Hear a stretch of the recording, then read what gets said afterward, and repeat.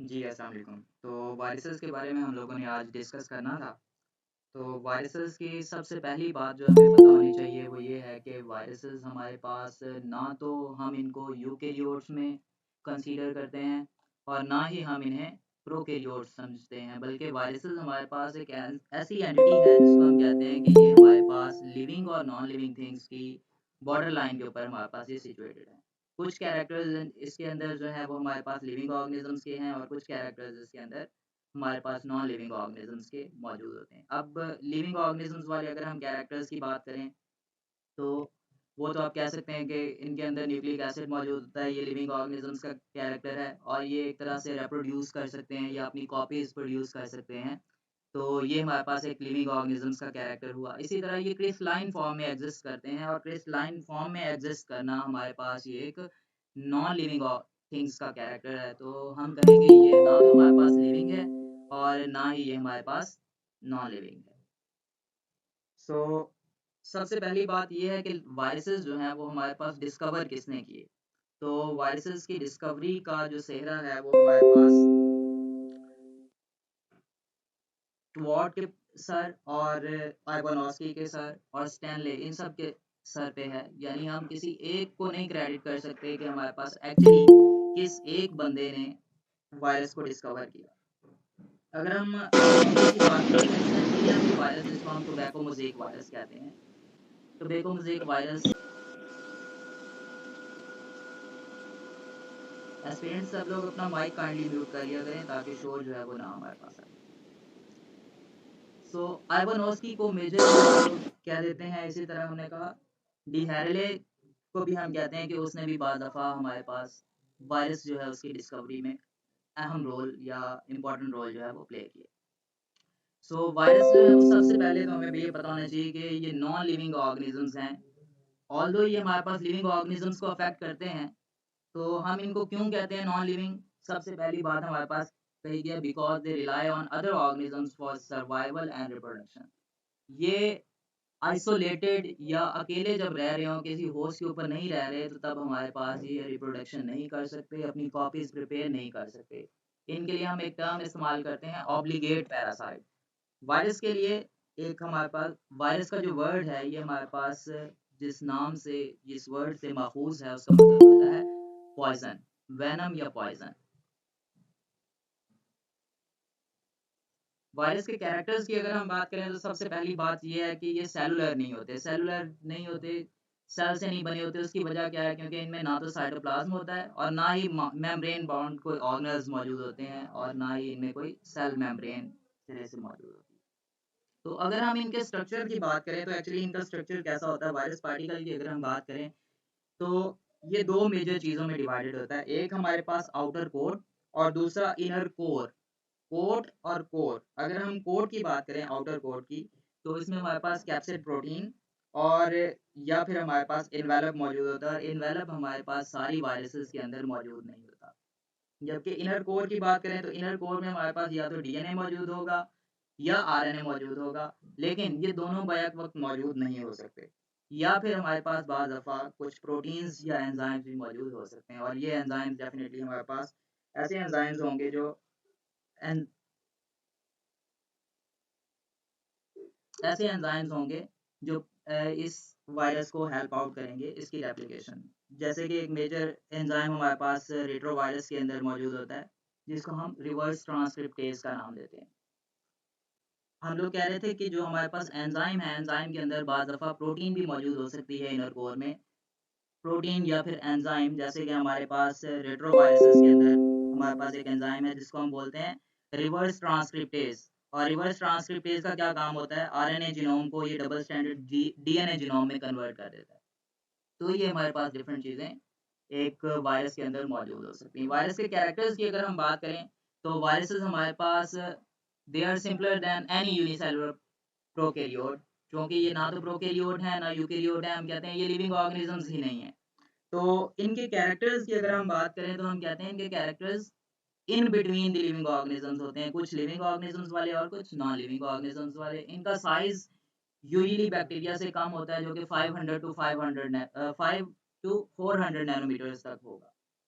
और ये दूसरे लिविंग ऑर्गेनिजम्स को या दूसरे लिविंग सेल्स को इन्फेक्ट करके उनके ऊपर जिंदा रहते हैं, और हम कहते हैं ये हमारे पास ऑब्लिगेट पैरासाइट है।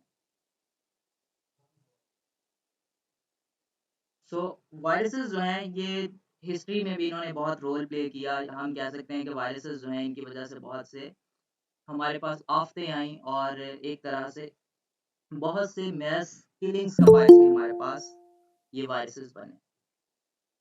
फर्स्ट वायरस जो कि हमारे पास आइडेंटिफाई किया गया था उसको हम टोबैको मोज़ेक वायरस या टीएमवी कहते हैं, और फर्स्ट ह्यूमन वायरस जो हमारे पास फाइंड किया गया था उसको जो वो वायरस है that is virus of yellow fever.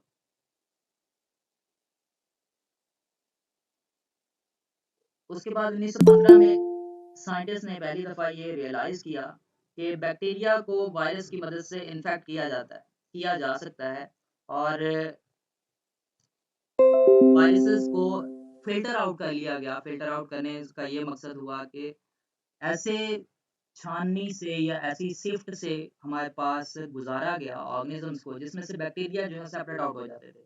जो फ़िल्ट्रेट हमारे पास बचा उसमें अभी तक वायरसेस मौजूद थे, तब तक नहीं जाना जाता था कि वायरसेस भी कोई ऐसी चीज़ है। और उस फ़िल्ट्रेट को जब टोबैको प्लांट के ऊपर अप्लाई किया गया, टोबैको प्लांट के ऊपर लगाया गया, तो टोबैको प्लांट जो है वो इन्फेक्ट हो गया या कह लें अफ़ेक्ट हो गया। तो इससे डिस्कवर हुआ कि कोई ऐसी छोटी चीज़ मौजूद है जो कि हमारे पास बैक्टीरिया से भी स्मॉल है या बैक्टीरिया से भी छोटी है, और उसको फिर बाद में वायरस का नाम दे दिया।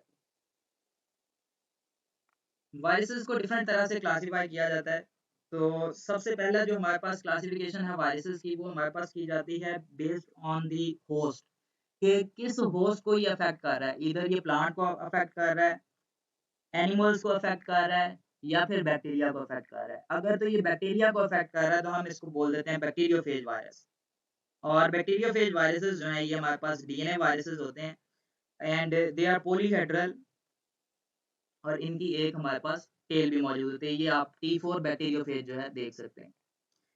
इसी तरह दूसरी जो हमारे पास क्लास होगी वायरसेस की उसको हम कहेंगे प्लांट वायरसेस। ऐसे वायरसेस जो प्लांट्स को अफेक्ट करते हैं, और प्लांट को अफेक्ट करने वाले जो हमारे पास अभी तक वायरसेस हैं ऑलमोस्ट 2000 डिजीज या 2000 डिजीज आप कह लें, ऐसी हमारे पास डिस्क्राइब हो चुकी हैं जो कि वायरसेस की वजह से प्लांट्स को होती हैं। और प्लांट वायरसेस हमारे पास मेजरली आरएनए वायरसेस होते हैं, या इनका जो जीनोम है वो आरएनए होता है। इसमें एग्जांपल हमारे पास टोबैको मोज़ेक वायरस की है, ये सिलेंड्रिकल टोबैको मोज़ेक वायरस आप देख सकते हैं। या फिर एक और हमारे पास एग्जांपल होती है potato yellow dwarf virus. Animal viruses में अगर हम बात करें तो एनिमल वायरसेस जो हैं ये पैरासाइट्स के तौर पे एनिमल्स में एग्जिस्ट करते हैं।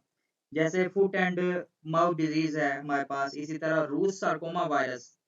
रूस सार्कोमा वायरस जो है ये ऐसा वायरस है जो कि एनिमल्स के अंदर कैंसर कॉज करता है। इसी तरह कुछ और हमारे पास वायरसेस हैं, ये इनके नाम हमें पता होने चाहिए। जैसे हमारे पास पेपो वायरस है, ये वॉट्स कॉज करता है, ये ग्रुप में मैं शेयर भी कर दूंगा। उसके अलावा पॉक्सी वायरस है, ये स्मॉल पॉक्स कॉज करता है। इसके अलावा पिकोनो वायरस है, पिकोनो वायरस जो है हमारे पास इसकी वजह से पोलियो और हेपेटाइटिस ए वगैरह जो हैं ये होते हैं। पैरामिक्सो वायरसेस हैं जो कि मीजल्स और मम्स, एमएमआर हमारे पास, मीजल मम्स और रुबेला, ये सारे हमारे पास कुछ टाइप्स हैं। वायरसेस की अगर हम रिप्रोडक्शन की बात करें तो रिप्रोडक्शन से पहले थोड़ा सा और क्लासिफिकेशन की बात कर लेते हैं कि क्लासिफिकेशन जो है एक और हमारे पास टाइप है। एक तो हमने कह दिया कि हम क्लासिफाई करते हैं वायरसेस को on the basis of host, कि कौन से होस्ट पे ये अटैक कर रहा है। दूसरी हमारे पास जो क्लासिफिकेशन है that is based upon the structure, कि वायरस का स्ट्रक्चर किस तरह का है। सबसे पहला जो हमारे पास, जैसे ये हमारे पास बना हुआ भी है सिलेंड्रिकल वायरस, जिसमें टोबैको मोज़ेक वायरस की एग्जांपल दी गई है। इसको हम हेलिकल कैप्सिड भी बोलते हैं, यानी कि हमारे पास बेसिस जो हैं कैप्सिड की वो कैसी है, हेलिकल या रॉड लाइक हमारे पास इसका स्ट्रक्चर है। टोबैको मोज़ेक वायरस की एग्जांपल है। इसी तरह पॉलीहेड्रल कैप्सिड अगर मौजूद होगी तो उसकी एग्जांपल हमारे पास एडिनो वायरसेस की है। एनवेलप्ड वायरसेस, इन्फ्लुएंजा वायरस हमारे पास उसकी एग्जांपल है। और कॉम्प्लेक्स कैप्सिड अगर मौजूद हो तो उसकी हमारे पास एक एग्जांपल जो है वो बैक्टीरियोफेज है। इसी तरह नेक्स्ट चलते हैं। कि वायरसेस जो है वो हमारे पास रेप्लिकेशन कैसे करते हैं या उनकी रिप्रोडक्शन कैसे होती है। दो बड़े मेजर हमारे पास जो प्रोसेस हैं रेप्लिकेशन के वो हम लोगों ने पढ़े हुए हैं। एक हमारे पास होता है लिटिक साइकिल और दूसरा हमारे पास होता है लाइसोजेनिक साइकिल।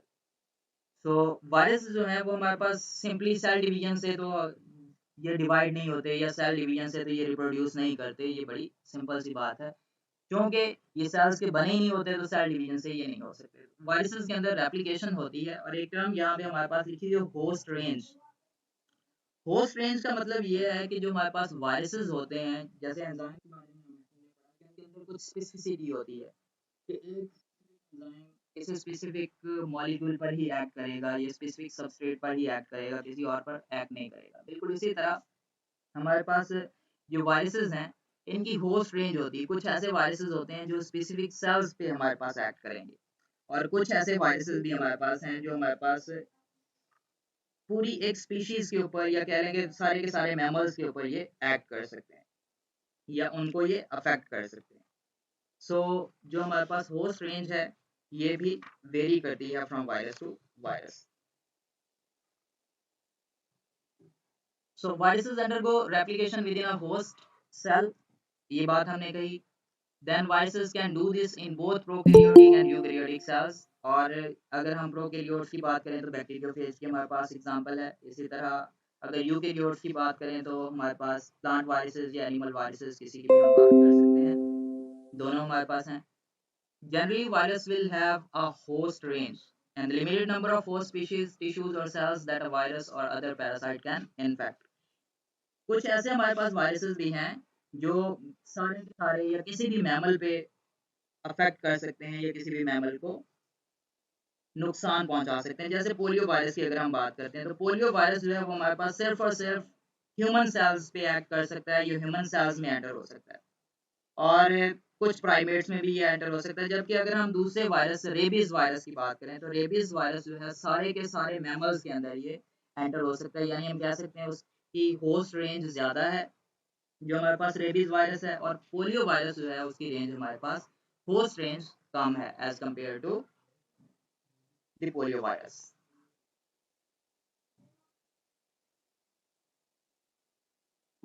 वायरस हमारे पास इन्वेड कैसे होता है, किस तरह से सेल के अंदर जाता है, तो हमने कहा दो तरह की साइकिल्स हैं। एक है हमारे पास लिटिक साइकिल और दूसरी है लाइसोजेनिक साइकिल। लिटिक साइकिल की अगर हम बात करें तो लिटिक साइकिल में क्या होता है, वायरस एक सेल के अंदर इन्वेड करेगा और इन्वेड करने के बाद वहां पे अपनी कॉपीज प्रिपेयर करेगा और बहुत सारी जब कॉपीज प्रिपेयर कर लेगा, कॉपीज प्रिपेयर करने के बाद वो सेल को बर्स्ट कर देगा या कह लेंगे सेल जो है वो उसके लेसेस हो जाएगी, सेल ब्रेक डाउन हो जाएगा।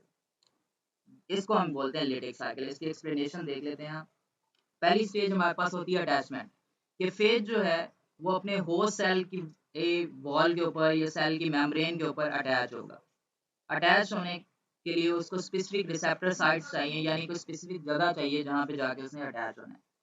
देन उसकी एंट्री होगी। एंट्री में क्या पूरा का पूरा वायरस हम देख सकते हैं इस डायग्राम में कि वो एंटर नहीं हो रहा, बल्कि सिर्फ और सिर्फ उसका जीनोम जिसमें आरएनए या डीएनए व्हाटएवर मौजूद हो, सिर्फ उसको इंजेक्ट किया जाएगा।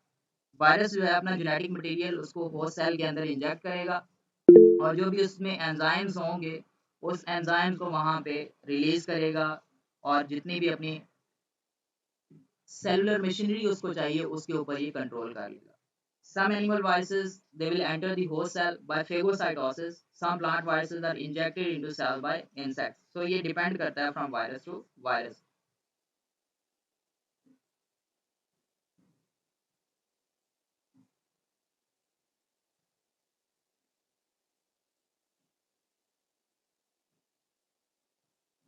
Going to the next page.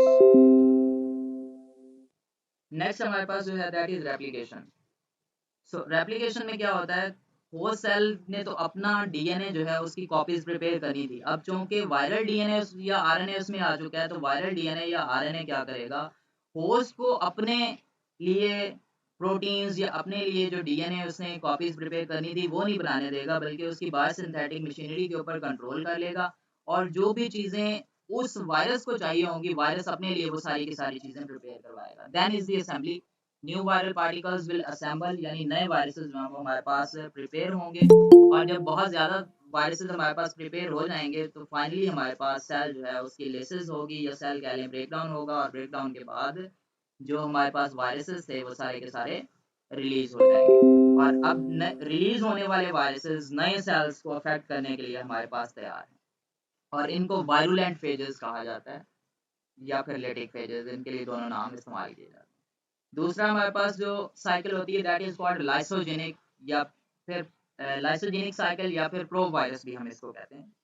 Lysogenic cycle थोड़ी सी डिफरेंट है। किस तरह से डिफरेंट है कि इसमें हमारे पास एक बैक्टीरिया बिल्कुल एंट्री उसी तरह से बैक्टीरिया या सेल के अंदर वायरस की होगी। एंट्री होने के बाद इसमें सिर्फ और सिर्फ डिफरेंस जो है वो ये है कि हमारे पास सेल की लिसेस नहीं होगी डायरेक्ट, बल्कि जो भी हमारे पास होस्ट सेल्स हैं उनकी कॉपीज प्रिपेयर होती जाएंगी, और हर कॉपी के अंदर हमारे पास जो वायरस है या प्रो वायरस है वो डीएनए, आरएनए या जेनेटिक मटेरियल उसका हर एक हमारे पास सेल के अंदर मौजूद होगा। जितनी भी प्रोजनी होगी सारी की सारी प्रोजनी के अंदर हमारे पास जो वायरस है उसका डीएनए या आरएनए मौजूद होगा, और उसको हम प्रो वायरस बोलते हैं।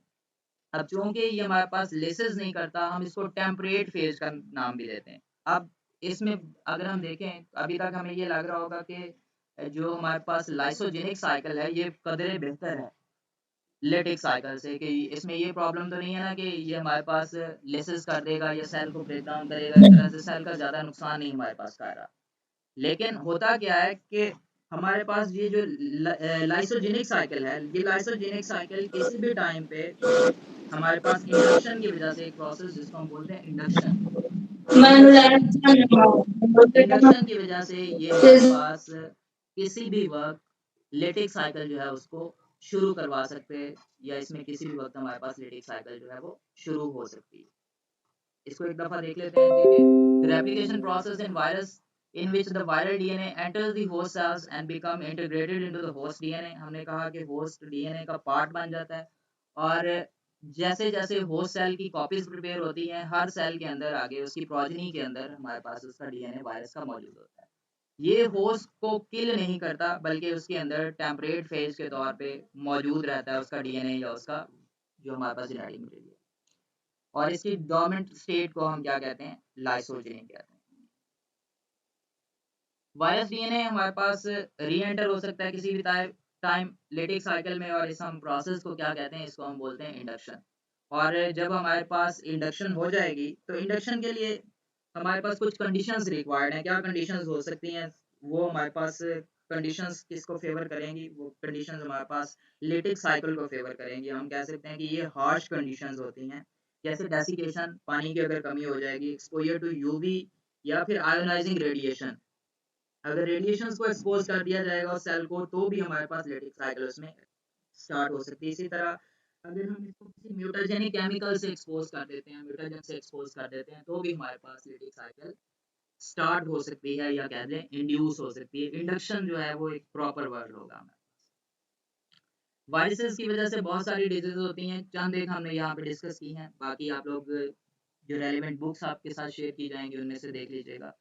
Viruses cause some of the most common illnesses such as the common cold, flu, cold sores. Viruses also cause some of the deadliest diseases, जिसमें से हमारे पास एक इबोला, एवियन फ्लू, एड्स के बारे में डिटेल में हम लोग पढ़ते हैं। Virulence of virus is its ability to cause disease। Virus की एबिलिटी डिजीज कॉज करने की हम उसको वायरुलेंस का नाम दे देते हैं।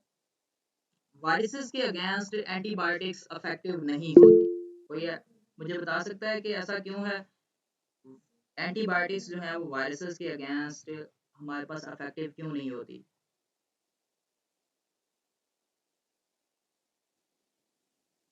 M I audible? जी रजिया सबाहत। सर एंटीबायोटिक्स जो होती हैं वो बैक्टीरिया के एंजाइम्स पे इफेक्ट करती हैं, उनकी रिप्रोडक्शन को रोक देती हैं और उनकी ग्रोथ को रोक देती हैं। जबकि जो वायरसेस होते हैं ये नॉन लिविंग होते हैं, तो इन पे एंटीबायोटिक्स का इफेक्ट नहीं होता। ज़ाहिर है एंटीबायोटिक्स तो मेडिसिन है, उनका लिविंग पे ही इफेक्ट होगा। जी Mrs Hasan, very good Razia.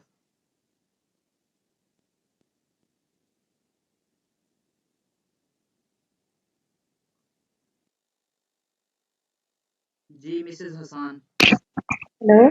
जी जी सर, बिकॉज़ वायरसेस जो हैं वो लिविंग नहीं होते और इनके पास कोई भी बायोसिंथेटिक मशीनरी अपनी तो होती नहीं है। जैसे कि अगर हम प्रोटीन की बात करें या आरएनए या डीएनए, और जितने भी एंटीबायोटिक्स होते हैं दे आर वेरी स्पेसिफिक। कुछ जो हैं वो बैक्टीरिया के, जैसे फॉर एग्जांपल उनके प्रोटीन पार्ट को इफेक्ट करते हैं। कुछ एंटीबायोटिक्स ऐसी होती हैं जो सिर्फ डीएनए स्पेसिफिक होती हैं, डीएनए को जाके किल करती हैं। तो इनके पास कोई ऐसा कुछ भी अवेलेबल मतलब नहीं होता। तो दैट्स व्हाई वायरसेस जो हैं they are not living cells. तो एंटीबायोटिक्स जो है वो इनके अगेंस्ट जो है वो वर्कआउट नहीं करती। जी एग्जैक्टली। सो एंटीबायोटिक्स जो है वो हमारे पास वायरसेस के अगेंस्ट इफेक्टिव नहीं होती, वो सिर्फ बैक्टीरियल इन्फेक्शंस के लिए हमारे पास इफेक्टिव होती हैं। उसकी वजह जो है हमने अभी डिस्कस कर ली। वैक्सीन्स हमारे पास इस्तेमाल हो सकती हैं जो कि वायरल डिजीजेस को किल कर सकती हैं। जैसे रिसेंटली एक हमने वैक्सीन हमारी लाइफ में आई थी, और वो वैक्सीन थी कोविड-19 की या कोरोना वायरस की।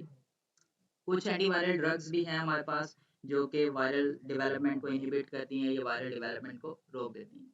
अब वायरसेस की दो हमारे पास मेजर टाइप्स हमने अभी थोड़ी देर पहले भी डिस्कस की, डीएनए वायरसेस और आरएनए वायरसेस।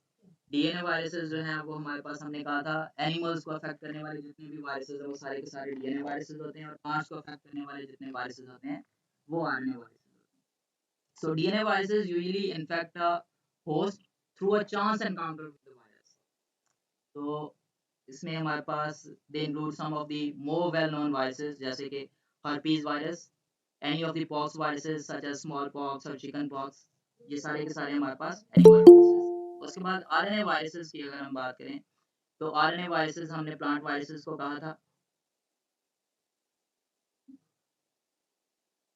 आरएनए वायरसेस हमने प्लांट वायरसेस को कहा था, हमने कहा सारे प्लांट वायरसेस जो हैं या प्लांट में डिजीज कॉज करने वाले जो वायरसेस हैं वो हमारे पास RNA viruses. They use RNA as their genetic material and they use an RNA intermediate to replicate. These include the rubella virus which causes the German measles। Rubella virus जो है ये हमारे पास एक आरएनए वायरस है। Reverse transcriptase या एक enzyme की हमने बात की थी कि ऐसा एंजाइम जो हमारे पास सिंगल स्टैंडर्ड आरएनए को डीएनए में या डबल स्टैंडर्ड डीएनए में कन्वर्ट करने की एबिलिटी रखता है, उसको हम बोलते हैं रिवर्स ट्रांसक्रिप्टेज। सो ये रिवर्स ट्रांसक्रिप्टेजिंग या रिवर्स ट्रांसक्रिप्टिंग वायरसेस जो हैं इनके अंदर हमारे पास रिवर्स ट्रांसक्रिप्टेज एंजाइम होता है, तो ये कन्वर्ट कर सकते हैं RNA into double standard DNA, और अपने आरएनए को डीएनए में चेंज करके होस्ट के डीएनए के अंदर इनकॉर्पोरेट कर देंगे या होस्ट के डीएनए के अंदर शामिल कर देंगे, और इस तरह से होस्ट की बायोसिंथेटिक मशीनरी जो है उसके ऊपर कंट्रोल हासिल कर लेंगे। इनको हम अक्सर रेट्रोवायरसेस का नाम भी देते हैं क्योंकि ये हमारे पास बैकवर्ड्स काम करते हैं, यानी आरएनए से डीएनए में कन्वर्ट करते हैं। नॉर्मली अगर हम सेंट्रल डॉग्मा को देखें तो उसमें हमारे पास क्या होता है, डीएनए से आरएनए बनता है, लेकिन ये उसका ऑपोजिट कर सकते हैं, आरएनए से डीएनए बना सकते हैं। एचआईवी ह्यूमन इम्यूनो वायरस जो है ये हमारे पास मोस्ट कॉमन रेट्रोवायरस है। सो वायरसेस का ओरिजिन जैसे कि हमने कहा कि अभी तक अनक्लियर है आया कि किस तरह से ये हमारे पास वजूद में आए, तो हम डायरेक्टली एप्लीकेशन ऑफ वायरसेस पे चलते हैं। वायरसेस की हमारे पास काफ़ी सारी एप्लीकेशंस हैं बायोटेक्नोलॉजी में। स्पेसिफिकली अगर हम देखें तो हमारे पास बहुत सी इसकी एप्लीकेशंस हैं। सबसे पहला हमारे पास है कि बायोलॉजी, इसको हम इस्तेमाल कर सकते हैं एज जेनेटिकली मॉडिफाइड ऑर्गेनिज्म। उसके बाद हम इसको वायरोथेरेपी के लिए इस्तेमाल कर सकते हैं, यानी वायरसेस जो है हम उसको कुछ बैक्टीरिया को किल करने के लिए इस्तेमाल कर सकते हैं। हमने कहा कि वायरसेस जो हैं इनके अंदर होस्ट रेंज बड़ी स्पेसिफिक होती है, ये अपने होस्ट के लिए स्पेसिफिक होता है। तो ऐसे हमारे पास कुछ वायरसेस जो सिर्फ बैक्टीरियल सेल को इन्फेक्ट करेंगे, अगर हम उन वायरसेस को इंजेक्ट कर दें किसी भी ऑर्गेनिज्म के अंदर तो वो हमारे पास ट्रीट कर सकते हैं उस स्पेशल या स्पेसिफिक किसी भी बैक्टीरिया से। वायरसेस जो हैं हमारे पास बायोलॉजिकल इंसेक्टिसाइड्स के तौर पे भी इस्तेमाल किए जा रहे हैं क्योंकि ये इंसेक्ट्स को किल कर सकते हैं। वायरसेस जो हैं वो हमारे पास नैनो टेक्नोलॉजी के तौर पे भी इस्तेमाल किए जा रहे हैं, जैसे कि कुछ हमारे पास सीक्वेंसेस जो हैं उनको स्टार्ट कर सकते हैं, स्टॉप कर सकते हैं होस्ट सेल्स के अंदर। Viruses are also being explored as a viable biological weapon. Biological weapon का मतलब ये हुआ कि हम इसको दूसरी नेशंस को नुकसान पहुंचाने के लिए भी हमारे पास इसको इस्तेमाल किया जा रहा है या फिर इस्तेमाल किया जा सकता है।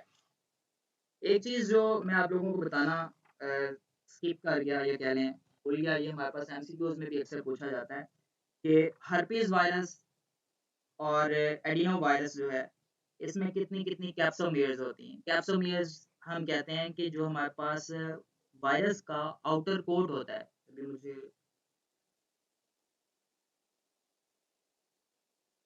यहाँ पे अगर आप बैक्टीरियोफेज को देख रहे हैं या ये पॉलीहेड्रल वायरस जो हमारे पास पोलियो वायरस है, इसका जो आउटर कोट है या आउटर कवरिंग है, आउटर कवरिंग हमारे पास डिफरेंट यूनिट्स की या सब यूनिट्स की बनी होती है और उन सब यूनिट्स को हम कैप्सोमियर्स का नाम देते हैं।